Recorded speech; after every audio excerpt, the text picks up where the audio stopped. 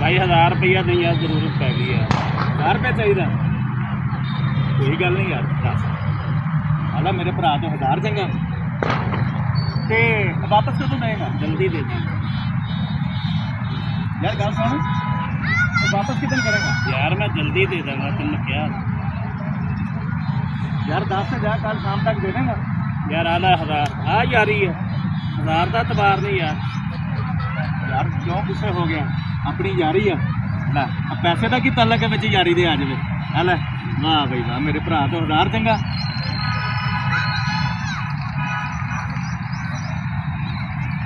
यार पैर भारा यार किदों वापस देगा 1000